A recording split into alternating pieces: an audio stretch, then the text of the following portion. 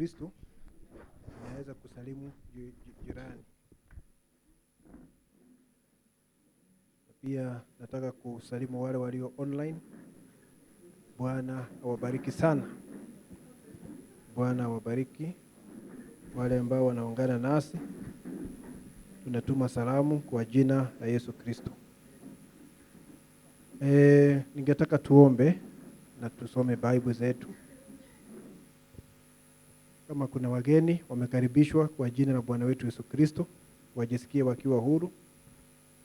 Kwa sababu hatuna maslahi mengine hapa ila tu neno la Mungu.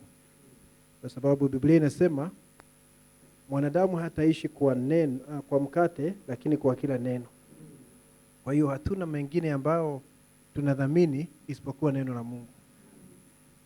Kwa hivyo ningetaka tuombe na kisha tusome Biblia. Mwenyezi Mungu, kwa jina la Yesu Kristo, Baba yetu, tunakaribia enzi yako nasi tunatoa shukrani.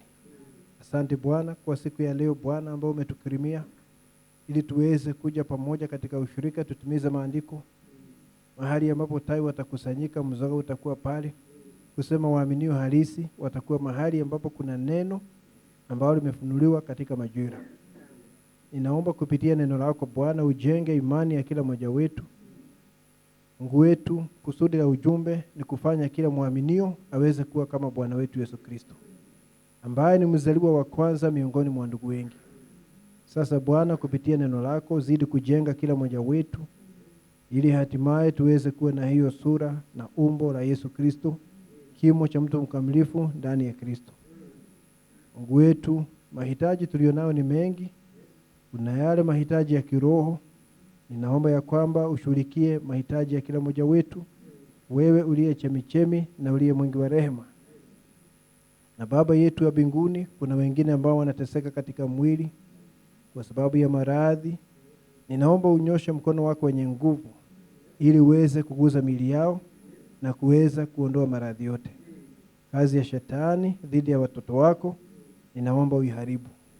Pokea sifa na shukurani. Tunatukuza jina lako. Tuwasema unastahili. Naomba Bwana uchukue hatamu juu ya kila mmoja wetu na utekeleze mapenzi yako ndani ya kila mmoja. Tunaomba kwa imani kwa jina la Bwana na Mwokozi wetu Yesu Kristo. Amen. Nitaomba tufungue kitabu cha Walawi 23. Walawi 23. Leviticus.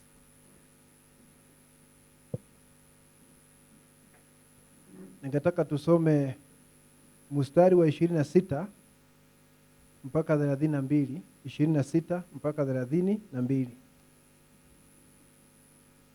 Nasema hivi: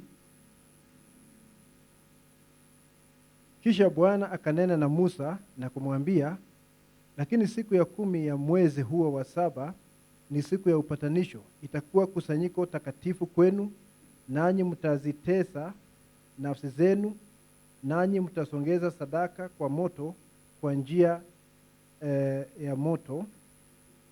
Nanyi mtasongeza sadaka kwa Bwana kwa njia ya moto. Nanyi msifanye kazi yoyote siku hiyo, kwa kuwa ni siku ya upatanisho, ili kufanya upatanisho kwa ajili yenu mbele za Bwana Mungu wenu. Kwa kuwa mtu awaye yote asiyejitesa mwenyewe siku hiyo hiyo atakatiliwa mbali na watu wake. Na mtu yeyote afanyaye kazi ya namna yote siku hiyo, mtu huyo nitamwangamiza atoke katika watu wake. Msifanye kazi ya namna yoyote, ni amri ya milele katika vizazi vyenu, katika makao yenu yote. Itakuwa kwenu sabato ya kustarehe kabisa, nanyi mtazitesa nafsi zenu siku ya 9 ya mwezi, wakati wa jioni. Tangu jioni hata jioni mtaishika hiyo sabato yenu. Bwana wabariki usamaji wa neno. Tunaweza kukaa.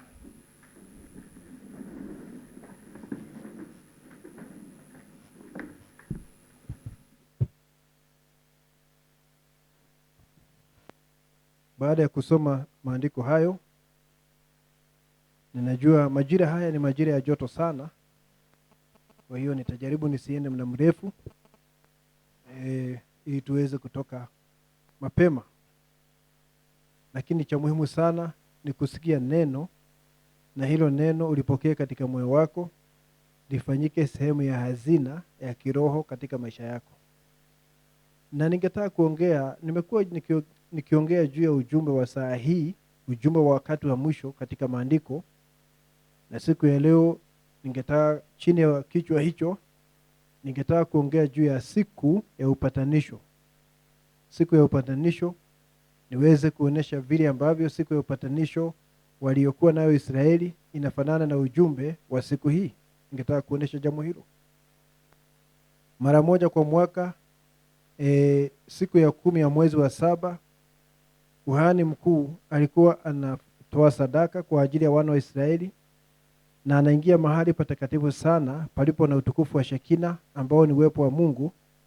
Na ni siku hiyo tu alikuwa anakubaliwa kuingia mahali pale. Wale makuhani wengine ambao walikuwa chini yake hawakuwa na kibali cha kuingia pale wakati wowote. Ni yeye peke yake, na sio kila siku. Ni siku moja katika mwaka, na ilikuwa ni siku ya 10 katika mwezi wa 7. Miezi ya Kiebrania na hii kalenda tunatumia ya Kirumi haiambatani. Mwezi wa 7 wa Waisraeli ni mwezi wa 10 hapa kwa watu wa mataifa. Sasa mwezi wa 7 na siku ya 10, kuhani mkuu alikuwa anaingia pale aweze kutoa sadaka kwa ajili ya dhambi za mwaka mzima uliopita wa wana wa Israeli. Ingawa Israeli walikuwa wanaleta sadaka kila wakati, kufanya hatia unaleta sadaka, unaleta mwanakondoo, unaleta njiwa, mambo hayo hayakutosha. Ndio sababu kuhani mkuu alikuwa anakuja na sadaka moja ya kutosha ya mwaka mzima kwa ajili ya dhambi za watu.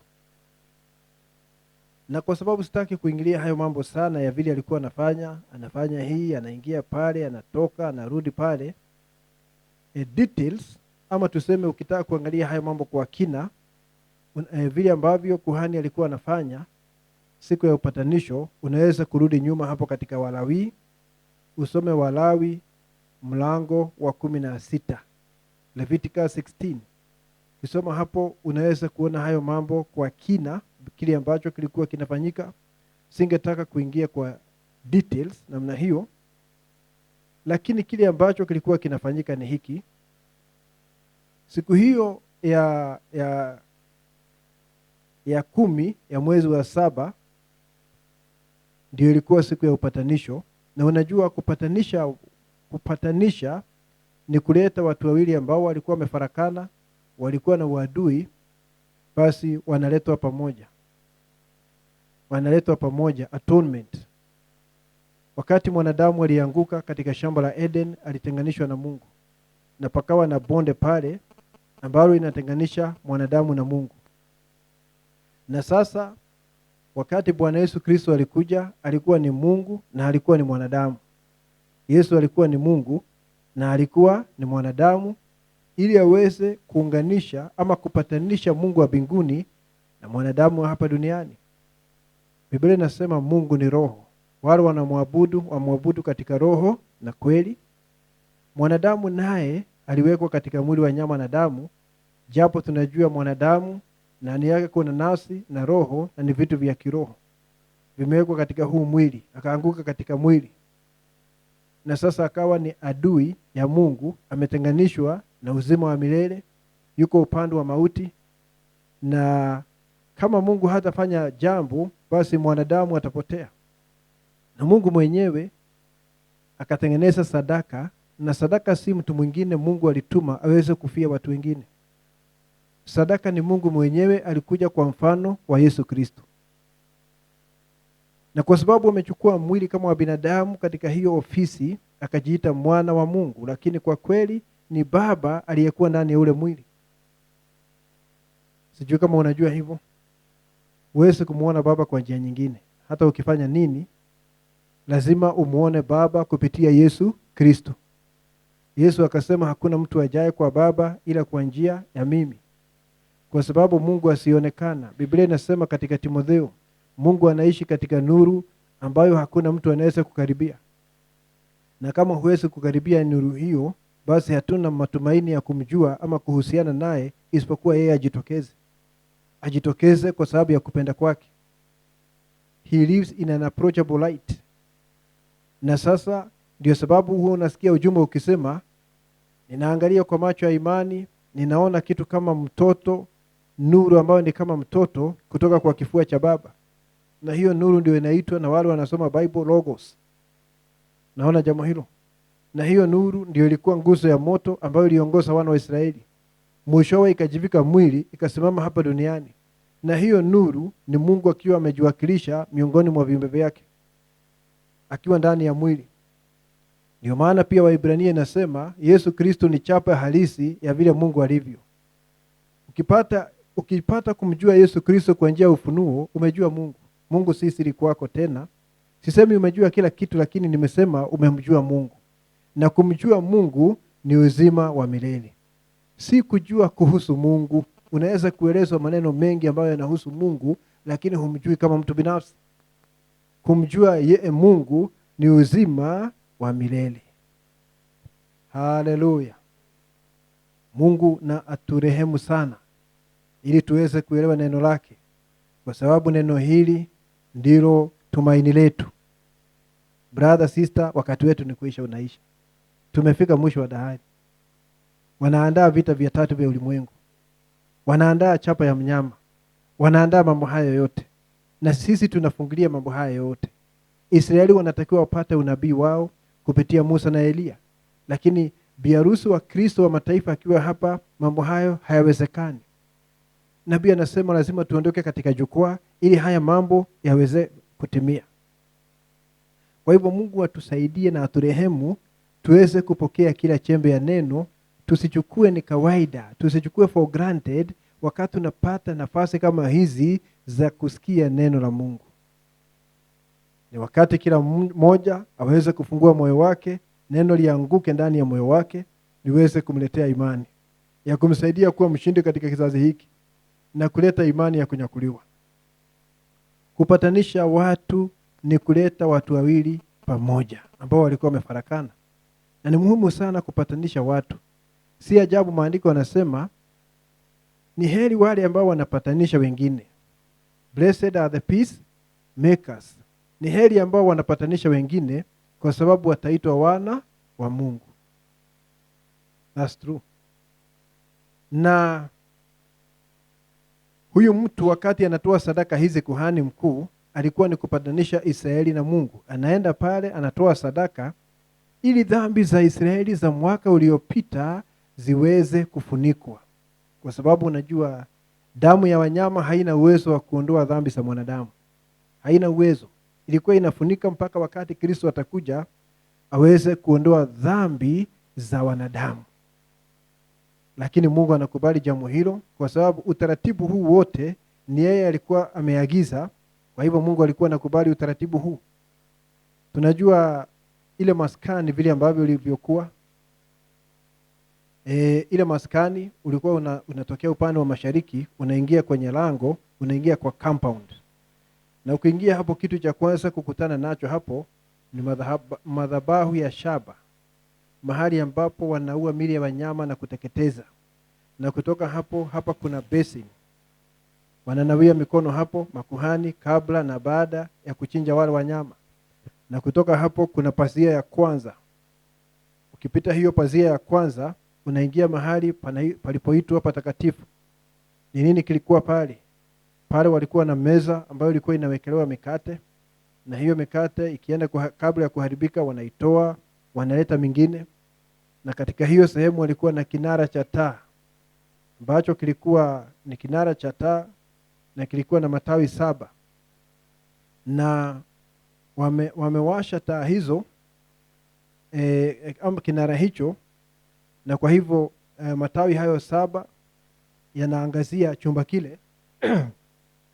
Na baina ya mahali patakatifu sana na hiyo sehemu ya pili walikuwa na madhabahu ya dhahabu kwa sababu ya kuvukiza ufumba. Hapo hakuna damu ilikuwa inawekwa hapo. Na makuhani walikuwa wanaingia hapa chumba hiki cha pili, wanafanyia kazi yao hapo kila siku na kisha wanaenda. Na hata kuhani mkuu anafanya hivyo, lakini yeye alikuwa na kibali cha kuingia mahali patakatifu sana mara moja kwa mwaka. Hawa wengine ambao walikuwa chini yake hawakuwa na kile kibali. Kama wangeingia pale wangekufa. Naye kuhani lazima akiingia pale kwanza atoe sadaka kwa ajili yake mwenyewe na nyumba yake. Unaona? Wale ambao wanasoma Biblia, wanatheolojia wanasema hilo jambo la Aaron kwanza anatoa sadaka kwa ajili yake kabla ya kuleta sadaka wale mbuzi wawili kwa ajili ya wana wa Israeli. Anasema huo ndio mfano peke yake katika Agano la Kale, kivuli ambacho hakina uhalisi wake katika Agano Jipya.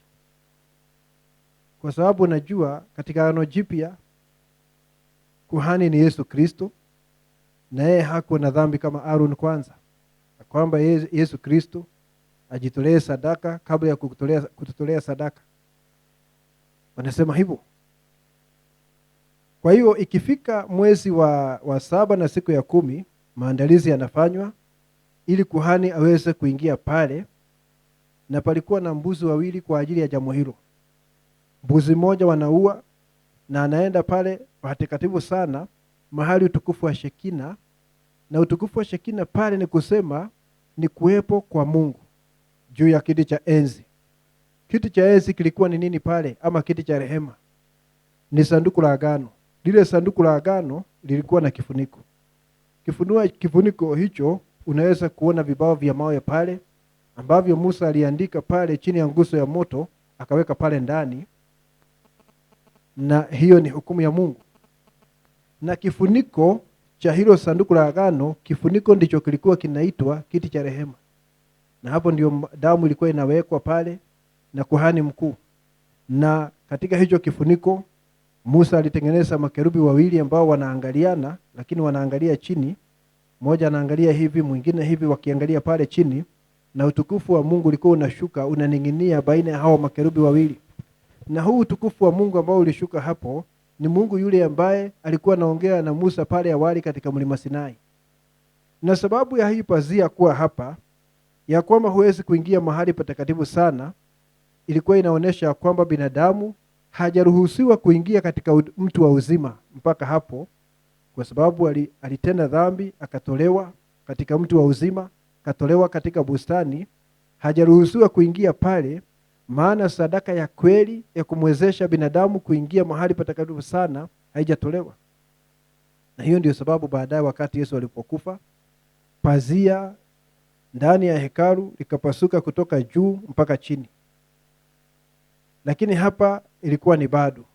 Kwa hivyo kile ambacho kilikuwa kinafanyika hiyo siku ya upatanisho, kufunika dhambi za Israeli za mwaka mmoja uliotangulia, ni kwamba kuhani alikuwa anatokea upande wa mashariki, kwa sababu lango liko mashariki. Na mahali patakatifu sana ni magharibi pale. Kwa hivyo anatoka mashariki, anapitia lango, anaingia compound. Nakuja hapa, kuna mbuzi wawili, wanaua mbuzi moja, wanaacha moja kwanza. Na akiwa na damu ya hiyo mbuzi, anapita pazia ya kwanza, anaingia mahali patakatifu, anapita pazia ya pili, anaingia mahali patakatifu sana palipo na uwepo wa Mungu, na hapo ndipo anaenda kunyunyiza damu. Na pia kuvukiza ufumba, ufunike pale ili asionane moja kwa moja na ule utukufu wa Shekina, Mungu asimuue. So anaweka kuna jaa moshi kule, na huo moshi ni wake kujifunika. Unaona jambo hilo? Pamoja na kwamba ni kitu ambacho kinapendeza Mungu, pia ilikuwa ni kujifunika pale. Ukisoma Biblia utaona hivyo. Na alafu anaweka damu pale ili dhambi za wana wa Israeli za mwaka mmoja uliotangulia ama uliopita ziweze kufunikwa. Mungu aweze kukubali hawa watu kwa mwaka mwingine mmoja. Na wakati anafanya hivyo, Israeli wako kule nje ya compound ya nje ya ule ambao ulikuwa unazunguka hiyo maskani, wako kule nje wakiwa na matarajio makubwa sana. Wameona kuhani mkuu ameingia pale, amefichwa na pazia, hawamuoni. Sasa wako na matarajio makubwa sana, kwa sababu anaweza kuingia pale na afe. Ikiwa ataingia pale akiwa na hatia, atakufa. Lakini wakati wanaona amerudi na hakufa, wanafurahi kwa sababu wanajua kwa hakika amefaulu katika huduma yake, na dhambi zao za mwaka mwingine mmoja uliopita zimefunikwa. Na daima ukumbuke vile Biblia inasema ya kwamba Agano la Kale ni kivuli cha Agano Jipya. Ukiona chochote pale katika Agano la Kale, ujue ni Mungu anatoa picha ya ukombozi katika Agano Jipya. Kwa hivyo kila kivuli lazima kiwe na mahali pake pa uhalisi katika Agano Jipya. Kuhani anatokea na Israeli wanafurahi sana, dhambi zao zimefunikwa kwa mwaka mwingine mmoja. Na kisha wakati ametokea yule mbuzi ambaye hakuuawa pale, kuhani anamshika na dhambi za watu zinawekwa pale juu yake. Huyo hakuwa na uawa, aliachiliwa akiwa hai, na anaongozwa na mtu fulani. Huyo mbuzi anaenda na tupo porini na anaachiliwa. Hatima yake hawakuwa wanajua kile kitaendelea, lakini alikuwa anaachiliwa, anaenda porini. Huyo hakuwa na uawa. Wanathiolojia wanasema ati huyo mbuzi wa pili alikuwa shetani. Nabii anasema shetani hawezi kuondoa dhambi zako. Mbuzi hao wote wawili walikuwa wanasimamia Bwana Yesu Kristo. Mbuzi yule wa kwanza anasimamia Yesu Kristo akifa kwa ajili ya dhambi zetu. Hiyo inaitwa propitiation ama propitiation. Yaani kufanya upatanisho kupitia sadaka. Na huyu mbuzi wa pili inaitwa expiation ama expiation, kitu kama hicho, ni kuondoa dhambi kutoka kwa mtu binafsi. Kwa sababu amelipa gharama pale, sasa dhambi zinaweza kutolewa kutoka kwako. Huyo mbuzi anaenda kabisa, na Israeli wanafurahi kwa sababu dhambi zao za mwaka mmoja zimefunikwa mwezi wa 7 na siku ya 10. Na kisha hicho ni kivuli cha mambo yajayo. Hatuleti mambo hayo ili tusalie katika historia. Tunaleta mambo hayo tuweze kuonesha vile yanatimia katika Agano Jipya. Kwa sababu Agano Jipya ndilo halisi. Hakuna wokovu katika Agano la Kale. Are we together? No salvation in the Old Testament. Wokovu ni katika Agano Jipya wakati Yesu Kristo alimwaga damu yake. Wacha sasa tutoke kwa Aaron. Tumeonyesha ni siku ya upatanisho.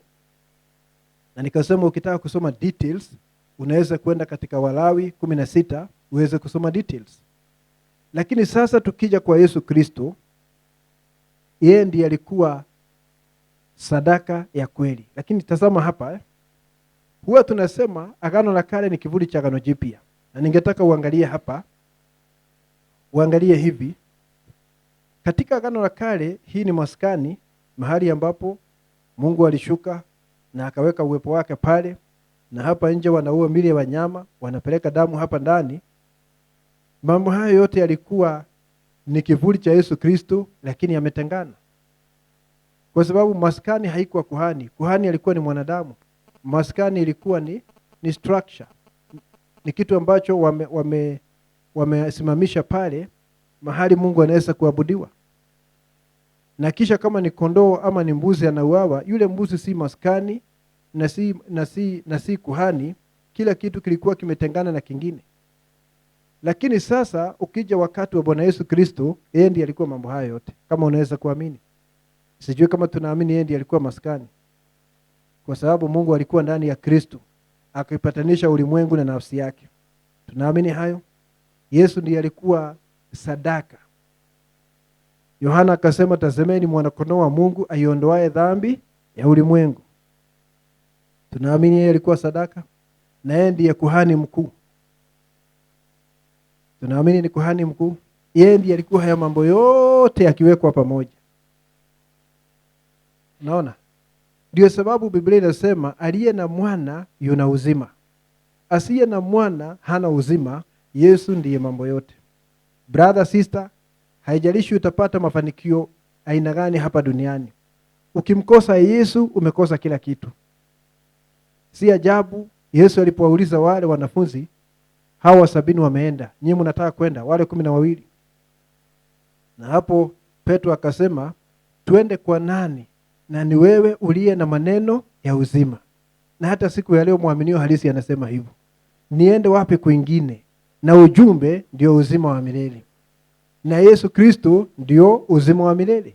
Na kisha Yesu Kristo amejifunua katika kizazi hiki.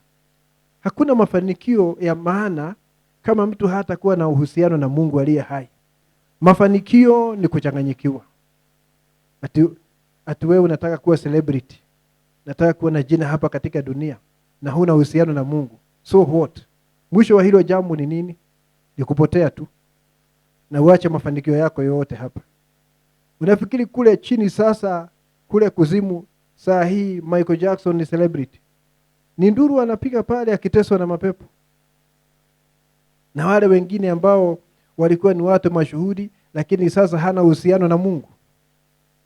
Brother, sister, cha muhimu sana ni kuwa na uhusiano na Bwana wetu Yesu Kristo. Na hakuna Mungu mwingine wa kweli isipokuwa huyu ambaye amejifunua kama Bwana Yesu Kristo. Huyo ndiye Mungu wa kweli. Muhammad hawezi kukusaidia. Mungu wa Mount Kenya ni ibada ya sanamu. Mungu wa Kihindi hawezi kukusaidia. Ni Bwana wetu Yesu Kristo, kwa sababu yeye ndiye dhihirisho la Mungu aliye hai. Ni baba yetu akiwa amejieleza kwa namna ya mwili. Si ajabu Thomas na Philip katika Yohana 14 wanasema tuoneshe baba na tutaridhika. Akasema tumekuwa nanyi wakati huu wote na hamunijui. Kama umeniona, umeona baba. Kwa sababu Yesu ni nani? Dhihirisho la Mungu asiyeonekana. Right? Sasa angalia hapa, mwishowe Mungu akajivika mwili. Najua Yesu Kristo si Mungu wa, si nafsi ya pili katika miungu mitatu. Tunaamini hayo? We don't have a trinity of gods. Kwa sababu ukiamini wingi wa miungu, unajua inakufanya nini? Inakufanya mtu wa kuabudu sanamu. Yule Mungu ambaye alifunuliwa kwa wana wa Israeli ndiye Mungu wa kweli. Wacha niulize, wakati Mungu alifunuliwa kwa wana wa Israeli, tuseme huyo ni baba, Yesu na Roho walikuwa wapi siku hiyo? Ikiwa Mungu alikuja akaonesha Israeli Mungu ni mmoja na ndiyo huyu, lakini akaja kwetu watu wa mataifa, ama tuseme katika Agano Jipya akatuongezea miungu mingine miwili, singetaka Mungu aina hiyo. He is not consistent. Yule Mungu ambaye alikuja pale na ikasemekana huyu ndiye Mungu wa kweli. Na Musa akamuuliza, unaitwa nani wewe unayenituma? Akasema I am. Mimi niko. Na wakati mwingine angeweza kubadilisha muonekano wake wa nje, lakini si tabia yake. Sasa utaleta Mungu mwingine katika Agano Jipya namna gani? Na yule tutafanya nini naye? Na ukileta mwingine wakae pamoja, sasa unaleta ibada ya sanamu.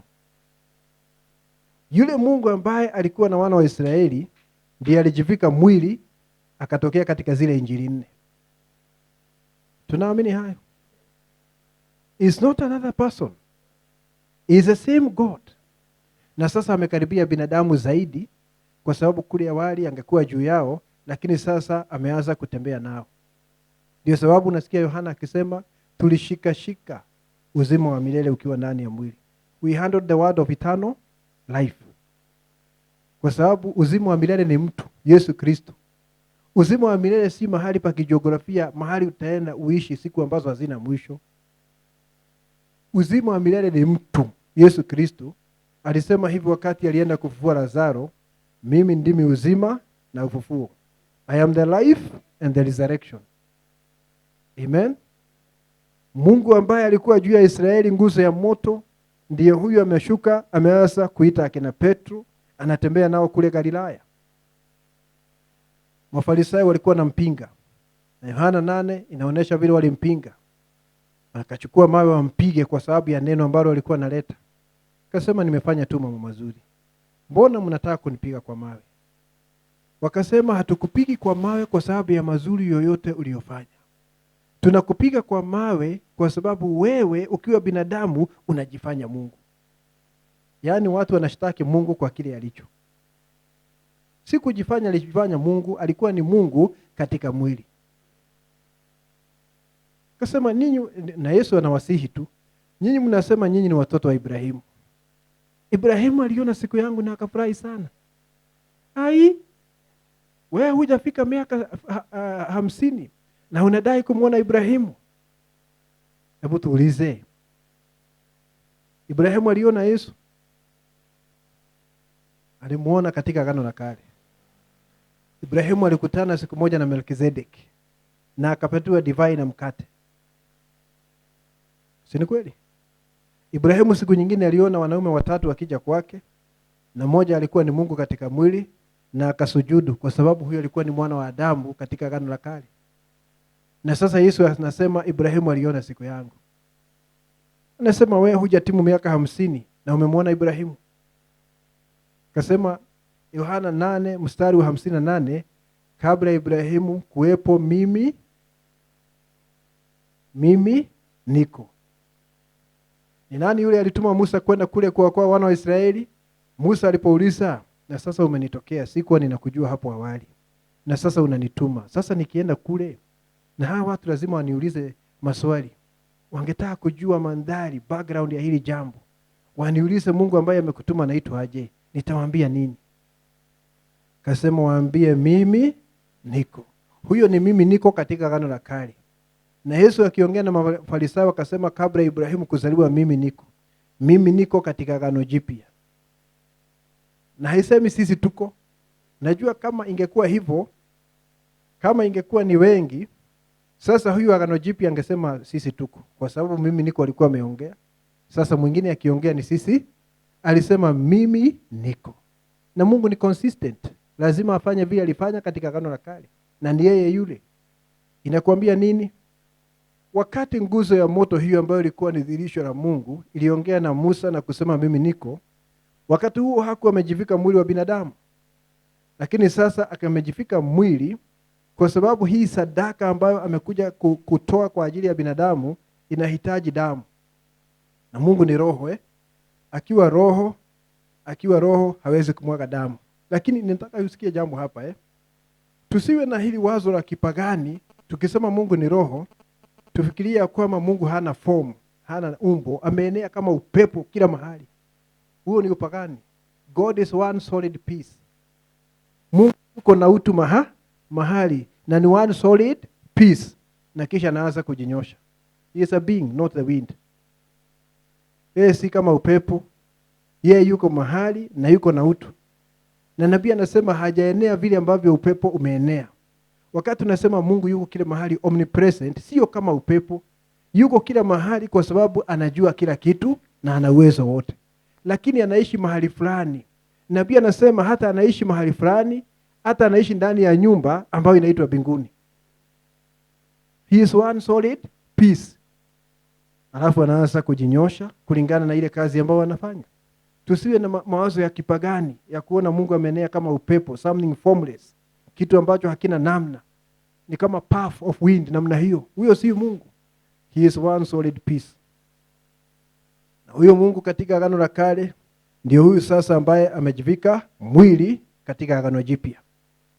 Na anasema mimi niko. See that? Na akaanza kuongea juu ya Roho Mtakatifu. Kasema akiongea juu ya Roho Mtakatifu, hakuongea kana kwamba Roho Mtakatifu ni mtu tofauti naye. Kwa sababu alisema ni heri niondoke ili Roho wa kweli aweze kuajilia. Walimwengu hawamjui, lakini nyinyi mnamjua kwa sababu hivi sasa yu pamoja nanyi. Na anaongea vizuri sana. Hayuko ndani yenu sasa hivi, yu pamoja nanyi. Kwa njia gani? Kwa njia ya Yesu. Utimilifu wa Roho ulikuwa ndani ya Yesu Kristo. Na alikuwa pamoja nao. Kwa hivyo Roho alikuwa pamoja nao. Lakini saa hiyo hako ndani yao. Hajaingia ndani yao kwa vile sadaka haijatolewa. Na sadaka ilipotolewa, akashuka siku, Roho Mtakatifu akashuka siku ya Pentecost. Na ukiangalia vizuri kile ambacho kilishuka siku ya Pentecost na kile ambacho kilitokea Musa hakuna tofauti. Musa aliona nguzo ya moto. Ni nini hii wameona katika chumba cha juu? Ni ndimi za moto. Ricks of fire. Ndimi hizi za moto zimetoka wapi? Kwa ile nguzo ya moto kuu ambayo Musa alikutana nayo.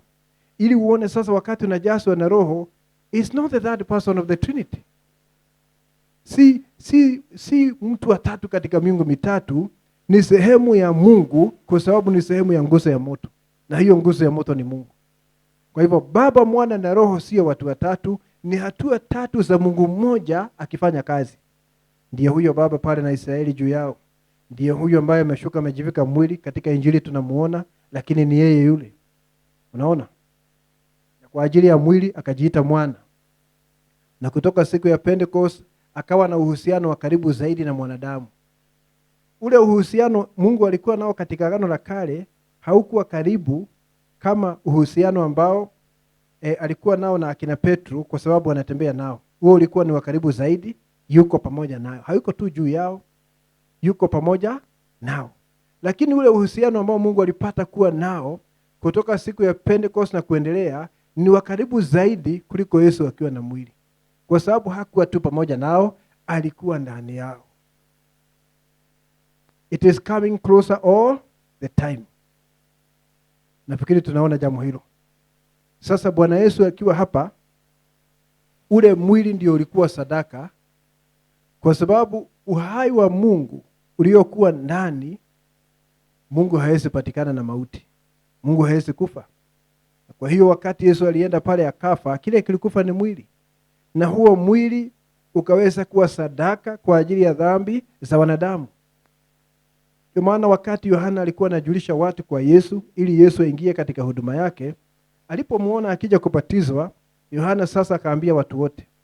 Wakati wamehubiri miezi 6, kuwa na nguvu nyingi sana za Roho, japo hakufanya muujiza hata mmoja. Na amebatiza watu, wanatubu, Israeli yote wanaenda pale. Lakini siku moja ujumbe ukageuka. Kasema, tazameni mwana-kondoo wa Mungu aiondoaye dhambi ya ulimwengu. Na akanyenyekea sana mbele ya mwana-kondoo. Huduma ikageuka kwa sababu sasa sadaka imekuja. Na wakati Yesu alishuka pale, Yesu alishuka pamoja na wenye dhambi wakienda kubatizwa na Yohana. Wale wamesikia Injili ama wamesikia maneno ya Yohana na wameona wacha tubatizwe. Na Yesu akashuka pamoja na wao, si kwa sababu yeye ni mwenye dhambi, lakini hangeingia mahali pengine, lazima angeambatana na hawa. It was the only opportunity. Akaingia pamoja na wao, lakini anaingia pale atimize sheria za Agano la Kale, ya kwamba wakileta mnyama wa sadaka alikuwa anaogeshwa kwanza kabla ya kutolewa.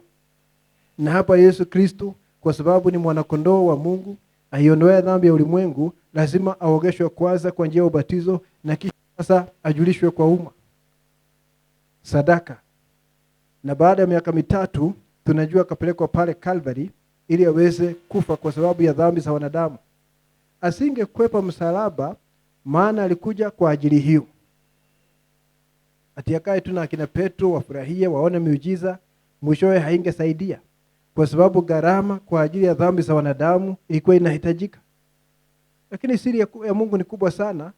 Tunasema utimilifu wa Mungu kwa njia ya mwili ulikuwa ndani ya Yesu Kristo. Hiyo inamaanisha mbinguni hakukuwa na Mungu saa hiyo. Kwa sababu ukisoma, lakini Biblia zingine hazisemi vizuri. Nafikiri ya Kiingereza inasema hivi katika Yohana 3:13. Anasema hakuna mtu amewahi kwenda mbinguni isipokuwa mwana wa Adam aliye mbinguni sasa. Na amesimama hapa na anasema yuko mbinguni. Ndiyo, kwa sababu Mungu alijinyosha kutoka mwanzo. Anasema mbingu ninawekelea miguu yangu, lakini kule juu ninaketi. Na haya mambo yanahitaji ufunuo. Ni zaidi ya, sina maneno ya kueleza, inahitaji ufunuo kwa kila mtu binafsi. Haleluya. Ndio sababu ujumbe umekuja hapa ili kuweka wazi siri ya Mungu. Ufunuo 17 inasema wakati mjumbe wa kanisa wa mwisho ataanza kuleta ujumbe wake. Baragumu pale ni ujumbe, siri ya Mungu kama alivyojulisha manabii. Manabii walijulishwa kwamba kuna jambo litafunuliwa wakati wa mwisho, walakini halikufunuliwa zamani zao. Lakini wakati huu wa mwisho siri ya Mungu itafunuliwa. Na leo tunasema haya maandiko yanatimia. Sasa Yohana kajulisha Yesu Kristo kwa watu, na watu wakaanza kuachana na Yohana, wakaanza kumfuata Yesu Kristo.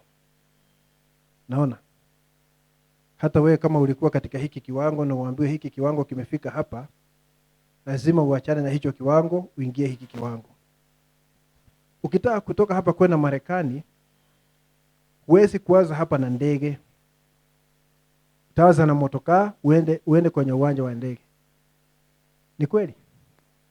Lakini huwezi kufika uwanja wa ndege useme nataka kuendelea na motokaa. Huwezi kwenda Marekani. Alright? Ukifika uwanja wa ndege, sasa lazima uondoke katika hicho chombo, kwa sababu hiki chombo kinaitwa motokaa hakiwezi kupaa angani. Uingie kwa chombo kingine. Huduma ya Yohana, japo alihubiri toba na akabatiza watu, lakini haikuwa na uwezo wa kufanya yeyote abatizwe kwa Roho Mtakatifu. Yohana akasema kuna mmoja ambaye atakuja baadaye, yu miongoni mwenu, kwa sasa sijafahamu ni yupi, kwa sababu ni lazima nione ishara ikitoka mbinguni ishuke juu yake. Lakini akija huyo, ni huyo atabatiza katika Roho na moto. Atabatiza katika Roho na moto. Inakuambia chini ya Yohana Mbatizaji hungepata Roho Mtakatifu. Tunaamini hayo? Sasa uniambie sitapata Roho Mtakatifu chini ya hii huduma, na yule ambaye atanibatiza na Roho akija amekuja, na mimi niendelee na huyo. Naonesha kuna kitu kasoro nami. Mimi nataka nijazwe kwa Roho Mtakatifu na moto. Na chini ya Yohana huwezi. Na sasa umeonesha yule ambaye atabatiza na Roho na moto, lakini unasema acha nisalie na Yohana. Kuna shida hapo. Na hivyo ndivyo Mungu anafanya kupitia vizazi. Analeta ujumbe katika kila kizazi. Na siku ya leo ameleta ujumbe wakati wa mwisho. Na huu ujumbe unasikia kwamba utakunyakua. Ujumbe wa Kipentekoste hauwezi kunyakua mtu siku ya leo. Ujumbe wa Kipentekoste umepitwa na wakati. Na usikie hivyo kwamba kuna ujumbe ambao utaninyakua, na upuuze ujumbe huo kwa sababu unapenda Upentekoste sana. Si unajua utakuwa na hasara.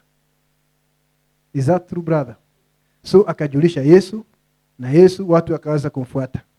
Kwa sababu yeye ndiye mwana kondoo wa Mungu aiondoe dhambi ya walimwengu. Kaingia katika huduma yake, kaenda 3.5. Tunaweza kuona maisha ya Bwana Yesu Kristo katika zile injili 4 pale. Na mwisho pale Calvary kashikwa na Wayahudi, na kwa sababu serikali ilikuwa ya Warumi, Wayahudi wakampeleka kwa Warumi. Warumi walikuwa wanaua criminals. Wale wahalifu wabaya zaidi walikuwa wanauawa kwa njia ya kusulubishwa. Na haya yote yanafanyika kutimiza maandiko, lakini hawa Wayahudi hawajui ni maandiko yanatimia, na Warumi hawajui jambo kama hilo. Angalia, walimweka Yesu Kristo mahali ananing'inia. Sawa na vile Musa alikuwa anafanya ile nyoka ya shaba. Ile nyoka ya shaba ikiwekwa mahali kwenye kijiti na kuwekwa mahali juu, kilikuwa ni kivuli cha ukombozi. Na hata Bwana Yesu alipokuja, Yohana 3:15, anasema kama vile Musa alinua ile nyoka ya shaba kule jangwani, Mwana wa Adamu atainuliwa namna hiyo, ili kwamba wote ambao watamwamini wasipotee, lakini waweze kuwa na uzima wa milele. Sasa Warumi hawajui kuna jambo kama hilo. Wayahudi hawajui kuna jambo kama hilo, lakini yalifanywa ili maandiko yatimie. Unajua kila kitu kinafanyika maandiko yatimie. Najua umeketi hapa siku ya leo maandiko yatimie. Umeketi hapa ili maandiko yatimie. Mahali mzoga utakuwa, tai watakuwa mahali pale, ili maandiko yatimie. Haleluya. Yote ambayo tunafanya katika maisha yetu, ama Mungu anayotuongoza kufanya, ni maandiko yatimie. Amen, brother. We are a reflection of heaven. Tumekuja hapa kuangaza mng'ao wa mbinguni hapa duniani. Yesu akapelekwa Calvary, mwili ukafa, sio roho aliyekuwa ndani yake. Mwili ukafa kwa sababu ni mwili huo ulikuwa ni sadaka. Na hiyo sadaka ilikuwa ni moja ya kutosha, sio sadaka ya kila mwaka kama zile za Wayahudi. Na akasema yameisha. It is finished. Na mwili wake ukamwaga damu, ikaingia kwenye mchanga. Na hiyo damu ambayo ilimwagika kutoka kwa mwanakondoo wa Mungu ndio inanunua binadamu. It is a purchase price. Ndio inanunua binadamu aweze kurudi upande wa Mungu. Ili naye Roho Mtakatifu afanyie huyu mtu kazi ya kumtakasa na kumzaa mara ya pili, kwa sababu gharama imeshalipwa kupitia damu. Na baadaye Yesu Kristo akafua mwili wake ili aoneshe ya kwamba hakushindwa na mauti. Amelipa hii gharama na amefaulu. He has been successful in paying the price. Amefaulu kulipa gharama. Na sasa shetani hana madai yaliyosalia. Sasa kutoka hapo anaweza kuanza kutupatia faida za ule upatanisho. Anaweza kutupatia faida hizo. Na Bwana Yesu Kristo alipofufuka, alipaa mbinguni siku ya 40. Alienda wapi? Alienda akaingia katika ofisi nyingine ambayo inaitwa ofisi ya uombezi, ama ya kuhani mkuu, intercessor. aanze kuomba kwa ajili ya wale walio na majina kwenye kitabu. Mungu azihesabu dhambi zao na wafike kuokolewa, kwa sababu gharama imeshalipwa tayari. Na kisha hapa duniani akatuma wajumbe wake waanze kuhubiri habari njema. Na habari njema ni kusema ya kwamba gharama yako imelipwa. Sasa si lazima uendelee katika nyumba ya mauti. Si lazima uendelee katika jela. Unaweza kutoka kwa jela na uweze kuwa huru na uanze kurithi baraka za uzima wa milele, kwa sababu gharama yako imelipwa. Na siku ya leo, hata siku ya leo, injili ya Bwana Yesu Kristo kazi yake ni kukuambia juu ya urithi wako. Is that right, brother? Ni kukuambia juu ya urithi wako, juu ya haki zako, na kusema Yesu alilipa gharama, na siku ya leo amefunua urithi wetu uweze kuingia katika urithi wako. Ili usiwe kama mtu hohehahe kila wakati, kama mtu ambaye amesongwa sana, hana haki, hajijui, a little harassed woman, a little harassed man. Unaona jambo hilo? Lakini Mungu anakuja hapa aweze kukuambia wewe ni mrithi wa mambo haya, na ili uweze kupata ujasiri wa kuingia katika urithi wako. Brother, sijui kama unaamini hivi sasa unaweza kujazwa na Roho Mtakatifu. Sister, unaweza kujazwa na Roho Mtakatifu. Unaweza kuponywa shida ulionao katika mwili, kwa sababu wewe ni mrithi wa baraka za ukombozi. Na kazi ya wahudumu ni kutangaza mambo haya. Ndio sababu wanaitwa mawakala wa siri ya Mungu, stewards of the mysteries of God, ili waweze kuleta siri za Mungu, ili watu wa Mungu waweze kuingia katika ahadi zao. Hilo ndilo kusudi la injili. Si kufanya ndugu wa madada kuwa mshirika wa kanisa. Wewe ni mrithi, ni kukupatia urithi wako. Tunaamini hayo? Na unajua wakati neno linahubiriwa, kama si theolojia, unajua ukihubiri theolojia Mungu hawezi kusimama nyuma ya theolojia. Kama ni injili inahubiriwa, Mungu anasimama nyuma ya hiyo, ili hayo ambayo yanahubiriwa aweze kuyatenda. Kwa hivyo kama ninasema siku ya leo unaweza kujazwa kwa Roho Mtakatifu, Mungu anashuka hapa ajaza watu na Roho Mtakatifu. Nikisema Mungu anaponya, Mungu anashuka hapa aweze kuponya. Si wakati ujao, leo hii, kwa sababu yuko hai miongoni mwetu. Mitume walienda kila mahali wakihubiri neno. Hiyo ni Marko 16:20. Na Roho Mtakatifu akaambatana na wao, malaika wa Bwana, akithibitisha neno hilo kwa kuonesha ishara na maajabu, kuthibitisha neno ambalo hawa wanahubiri. Kwani tofauti yetu na mitume ni nini? Hakuna tofauti. Alfa na Omega ni sawa. Mitume ni Alfa, ni mwanzo wa wakati wa kanisa, na sisi ni mwishoni mwa dahari, ni Omega. Alfa na Omega ni sawa. Ikiwa Mungu alithibitisha mitume wakihubiri neno, lazima afanye hivyo siku ya leo. Na kama hafanyi hivyo, basi ana upendeleo. Ana upendeleo. Lakini Mungu hana upendeleo. Sasa kama neno liko linahubiriwa na Mungu anakuja nyuma ya hilo neno na anatimiza, haiwezi kuwa tofauti siku ya leo. Na hiyo ndio sababu ukienda kwa kila mkutano, enda ukiwa na matarajio. Kama ulipata baraka wiki iliyopita, Mungu hana mwisho wa baraka zake. Ni chemichemi sio na mwisho. Ulipata baraka wiki jana, kuja leo utapata nyingine. Mungu akipenda kuja wiki ijayo, baraka nyingine, kwa sababu hazina mwisho. This is inexhaustible, brother. This is a blank check. Chochote ambacho unahitaji, ili mradi Yesu alikomboa, unaweza kukipokea. You believe that? Hata leo ni siku ya upokee baraka zake. Sijui kila unahitaji, lakini yeye anajua. Kazi yangu ni kutangaza ya kwamba wewe ni mrithi wa hizi baraka. Ahadi za Mungu zimefunuliwa. Mungu amefunua neno lake. Hiyo ndiyo kazi yangu. Hiyo nyingine ni yake atekeleze haya mambo katika maisha yako. And I say to you, brother, he is a living God. Ni Mungu aliye hai, na sio tu Mungu wa historia. Ni Mungu ambaye yuko hai hivi sasa na anatimiza neno lake. And he is right here now, kwa sababu alisema atakuwa miongoni mwetu mpaka mwisho wa dahari. The angel of God ambaye alikutana na Musa akasema, I declare you, he is here now. Aweze kutimiza mambo haya. Na kwa wale wanaamini hakuna kitu kigumu. Hakuna impossible kwa wale wanaamini. Kama wanaamini Mungu ana uwezo wote. Biblia inasema kwa wale wanaamini yote yawezekana. All things are possible. Je, ninaweza kujazwa na Roho siku ya leo? all things are possible. Ninaweza kuponywa kansa siku ya leo, yote yawezekana. Naweza kuponywa haya maradhi siku ya leo, yote yawezekana. Ninaweza kuinuliwa kiroho siku ya leo, yote yawezekana. Na Mungu hawezi kushindwa. Lazima awe na kanisa ambalo ni kamilifu. Lazima asaidie watoto wake. Anajua una udhaifu na anajua vile atakusaidia kuweza kushinda huo udhaifu. Si kwamba hajui una udhaifu, anajua unao na ni wewe alichagua na alijua vile atafanya uweze kushinda udhaifu. He knows these things. That's right, my brother. Hallelujah. Yesu akaingia kule juu mbinguni, akaanza huduma ya uombezi, intercession, akiombea majina yaliyo kwenye kitabu. Mungu asihesabu dhambi zao, waweze kufikia wokovu, kwa sababu ameshalipa gharama ya dhambi kwa ajili yao. Akaingia katika hiyo ofisi. Na wakati anaingia katika hiyo ofisi, wanafunzi walikuwa pale wamesimama. Ni sawa na Israeli wamesimama pale, wanaona kuhani mkuu akiingia pale, amefunikwa na pazia na ameenda pale ndani. Si Yesu alifunikwa na wingu. Matendo mlango wa kwanza. Waliandamana, Yesu aliandamana siku ya 40 na wanafunzi wake, wale mitume 11. Wakati huo Judas amejinyonga, wakaenda kule mlima wa Mzeituni, na wakiwa pale wakatenganishwa na Yesu Kristo na wingu.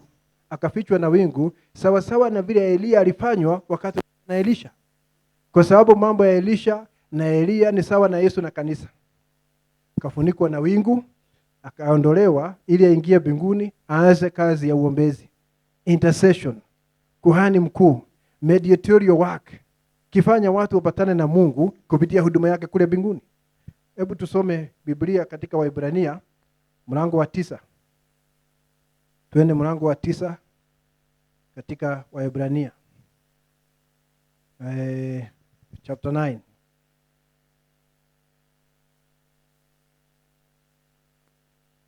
Mstari wa 11 na mstari wa 12, Biblia inasema, lakini Kristo akiisha kuja, aliye kuhani mkuu. Sikia, anaitwa kuhani mkuu. Kristo akiisha kuja, aliye kuhani mkuu wa mambo mema yatakayokuwapo, kwa hema iliyo kubwa na kamilifu zaidi, isiyofanyika kwa mikono, maana yake isiyo ya ulimwengu huu, wala si kwa damu ya mbuzi na ndama, bali kwa damu yake mwenyewe. Aliingia mara moja tu katika patakatifu, akiisha kupata ukombozi wa milele. Amelipa gharama hapa duniani na amesema yote yamekwisha. Purchase. Amesema yote yamekwisha. Purchase. Amenunua binadamu kwa kumwaga damu yake. Na sasa anaingia ofisi nyingine ambayo inaitwa ya kuhani mkuu, ili aende kule mbinguni aanze kufanya uombezi kwa ajili ya wale majina yamo kwenye kitabu. Anaenda kufanya uombezi. Naona jambo hilo. Na hiyo ndiyo kazi ambayo amekuwa akifanya kwa nyakati 7 za kanisa. 7 church ages. Tunaona hapa akifunikwa na wingu. Hili wingu ni pazia, kama vile wana wa Israeli walikuwa pale. We together? Tazama ni akina nani hapa walikuwa wamesimama pale wakashuhudia amefunikwa na pazia? Ni mitume wale 11. Si ni kweli? Wacha tusome Matendo. Kwanza tutarudi hapa Waebrania, lakini kwanza tuende Matendo mlango wa kwanza. Tutarudi hapa Waebrania 9. Matendo mlango wa kwanza. Unajua unaweza kusema maandiko yanasema hivyo, ninauliza si ndio hivyo? Na watu wanasema ndio, for the sake of being polite, lakini hawajui kama yale maandiko yako hapo. Wacha tusome. Matendo mlango wa kwanza mstari wa 6. Basi walipokutanika wakamuuliza wakisema, hapa ujue Yesu amefufuka na anajionyesha miongoni mwao. Alijionyesha kwa siku 40 hivi. Walipokutanika wakamuuliza wakisema, je, Bwana, wakati huu ndipo unapowarudishia Israeli ufalme? Akamwambia, si kazi yenu, huyu ni Yesu anaongea, si kazi yenu kujua nyakati wala majira Baba aliyoweka katika mamlaka yake mwenyewe, lakini mtapokea nguvu akiisha kuajilia juu yenu Roho Mtakatifu. Ni kama Elijah na Elia. Ni kama Elia na Elisha. Lakini mtapokea nguvu Akiisha kuajilia juu yenu Roho Mtakatifu, nanyi mtakuwa mashahidi wangu katika Yerusalemu na katika Uyahudi wote na Samaria na hata mwisho wa nchi. Wakati Elia aliondoka, Elisha aliachwa akiwa shahidi wa kuonesha kwamba Mungu yuko hai. Right? Akiisha kusema hayo, walipokuwa wakitazama, nani hawa walikuwa wanatazama? Wale 11. Walipokuwa wakitazama, akainuliwa, wingu likampokea kutoka machoni pao. Wingu ndio lilikuwa pazia. Wingu likaficha Yesu, mwili wake usionekane, akafichwa na wingu. Kwa hiyo ni kusema baina ya Yesu Kristo na hawa mitume, wingu likawa katikati. Ni pazia kwa sababu anaenda katika umilele ili aweze kuingia katika huduma ya kuhani mkuu. Okay? Walipokuwa kikaza macho, mstari wa 10, mbinguni, yeye alipokuwa akienda zake, tazama watu wawili wakasimama karibu nao wenye nguo nyeupe. Wakasema, enyi watu wa Galilaya, mbona mmesimama hapa mkitazama mbinguni? Huyu Yesu aliyechukuliwa kutoka kwenda mbinguni kutoka kwenu kwenda juu mbinguni, atakuja jinsi hiyo hiyo mlivyomuona akienda zake. Wameona aje pale? Wameandamana naye mpaka mlima wa Mizeituni, kama vile Elisha na Elia walienda mpaka Yordani. Hawa wameenda katika mlima wa Mizeituni, na wakati wanaongea, wingu limekuja katikati. Hata wakati Elisha na Elia walikuwa wanaongea, farasi za moto zikaja katikati, na Elia akaenda, kwa sababu kile ni kivuli cha hili jambo. Na hao watu ambao wametoka mbinguni wakamwambia hao mitume, mbona mnazubaa hapa? Huyu Yesu ambaye ameenda atarudi namna hiyo. Na ni akina nani walishuhudia akienda? Si ni mitume? Atarudi namna hiyo. Na hili wingu hapa katika Ufunuo 10, jambo limefanyika katika kizazi hiki, ni ile pazia ilimfunika Yesu Kristo. Are we together, brother? Biblia inasema atarudi kwa namna hiyo. Ikiwa sasa wingu limetangulia, ni nini kilicho nyuma pale? Ni ule mwili ulifichwa wakati ule. Ni kweli? Mwili ndio ulio pale nyuma. Kumaanisha wakati wowote tutakutana naye kule angani. Is that right? Wakati wowote tutakutana kule angani. Na vile alienda ndivyo anavyokuja. Pale ni akina nani walishuhudia akienda? Ni baba zetu, wale mitume. Ni kweli? Na ni akina nani wanashuhudia akirudi? Ni watoto. Watoto wa wale watu. Kwa sababu Elia ujumbe wake unasema nini? Atageuza mioyo ya watoto irudi kwa mioyo ya baba zao. Baba ni mitume, watoto ni kanisa wakati wa mwisho. Watoto wanashuhudia akirudi vile alikuwa amesema, na baba alishuhudia akifanya nini? Akienda. We together, brother? Na tumeona hilo jambo siku ya leo. Na kwa nini hili jambo linatokea? Kwa sababu ni ule uombezi unaisha. Ni kusema hicho kipindi ambacho kilikuwa ni kipindi cha kuhani mkuu kule mbinguni, kifanya uombezi kwa ajili ya wale walio na majina kwenye kitabu, huo tunasema uombezi unatamatika. Ama tunaimba tu. Nafikiri wale ambao wanaandika nyimbo hapa, wanaandika kwa uvuvio kwa sababu ya neno la Mungu. Is it true? Wanaandika kwa sababu ya uvuvio wa neno. Ni uombezi unaisha. Na uombezi ukiisha anafanya nini? Anaanza kushuka ili aweze kudai watu wake. Akianza na walio hai na kisha aendee waliokufa. Mfano pale Yohana 11. Yesu ameambiwa Lazaro amekufa. Naenda kumfufua, na anaambia wanafunzi wake, twendeni tukamwamshe. Wanafunzi hawaelewi, akasema kama ni kulala si ataamka tu. Akasema wazi, amekufa, twendeni. Nashukuru hatukuwa pamoja nanyi ama siku pale akifa ili msadiki jambo hili. Na wakati amefika pale nyumbani, alitangulia kukutana na Martha. Si ajali, ili kupangwa atakutana na Martha, dada yake Lazaro, na wakaweza kuongea juu ya siku ya ufufuo na mambo kama hayo. Mpaka Martha akaamini. Na alipoamini akaambiwa, ita Mariamu dada yako. Dada yake akaitwa, wakaja sasa kwa Yesu. Ni sawa na siku ya leo, ngurumo 7 zitakusanya biharusi. Sasa Yesu akawa akiongea na hawa wanawake wawili waweze kuwa aligned na yeye.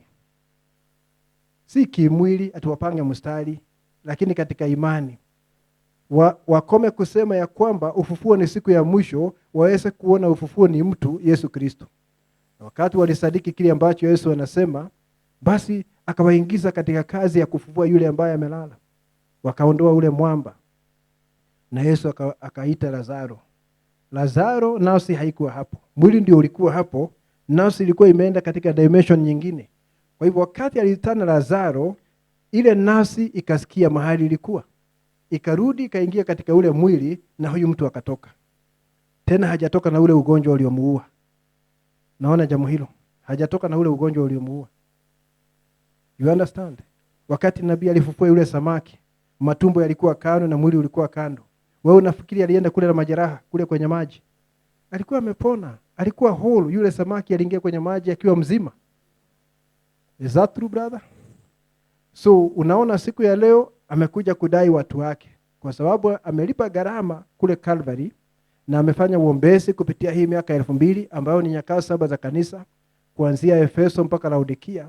Sasa anakuja kudai walio wake. Na hiyo ndio sababu kuna kitu kinaitwa rapture ama kukunyakuliwa kwa kanisa lake. Unaona? Akina nani hawa? Watu ambao amekuwa akifanyia uombezi. Wale wengi hawako duniani, wamekufa kupitia kwa nyakati. Na hawezi kutoka hapo eneo la 6 ati waingie eneo la 7 kwa sababu ni karibu, waingie tu hapo, waingie karamu ya mwanakondoo. Hawawezi kufanya hivyo, lazima warudi hapa kwanza. Wakirudi hapa, wachukue mili yao na iwe imetukuzwa. Nasi ambao tumesalia, mili yetu itageuzwa. Na mili yetu itaungana na mili yetu ya neno. Tuweze kuwa uniform, wale waliokuwa hai na wale waliokuwa wamekufa waweze kuwa uniform, ili sasa mwili ukitokea, kwa sababu uko nyuma ya jambo hili. Ule mwili wa Yesu Kristo uko nyuma kidogo ya jambo hili. Hili ndilo lilifunika mwili wa Yesu Kristo ukaenda. Na hili kama limetokea ni kumaanisha mwili uko tu nyuma. Hiyo ni siku ya kunyakuliwa kimwili, tutakutana naye kule angani. Ili tuingie katika karamu ya harusi ya mwanakondoo. Hayo mambo nimesema ya Lazaro ni katika Yohana 11. Lazaro akafufuliwa. Na ukienda Yohana 12, sura ambayo inafuata sura ya 11, utaweza kuona wameketi mezani. Na ilipofika jioni, Biblia inasema hivyo, ilipofika jioni Yesu akaketi mezani na hao wengine, na anasema pamoja na yule Lazaro aliyefufuliwa, na wameketi jioni. Kwa sababu baada ya ufufuo wale wamelala ndani ya Kristo. Yohana 11 wakiwakilishwa hapo na Lazaro, tunaenda karamu ya harusi ya mwanakondoo. Yohana 12. Amen, brother. Turudi Waebrania sasa. Waebrania 9. Waebrania 9. Haleluya. Waebrania 9. Mstari wa 24 sasa mpaka 28. Mstari wa 24 tumeona vile Yesu alikufa, akalipa gharama, lakini akaenda juu kuingia katika ofisi ya kuhani mkuu aweze kufanya uombezi kwa ajili ya wale walio na majina kwenye kitabu, ili waweze kufikia wokovu. Waebrania 9:24 inasema, kwa sababu Kristo hakuingia patakatifu palipofanyika kwa mikono, ndio mfano wa patakatifu halisi, bali aliingia mbinguni, sasa aonekana sasa usoni pa Mungu kwa ajili yetu. Amechukua ofisi ya kuhani mkuu, anaenda kufanya uombezi mbele ya Mungu, kwa sababu Yesu Kristo bado ni yule Mungu akiwa amejinyosha. Si nikwambia wakati Yesu alikuwa hapa, Mungu alikuwa hapa na alikuwa mbinguni.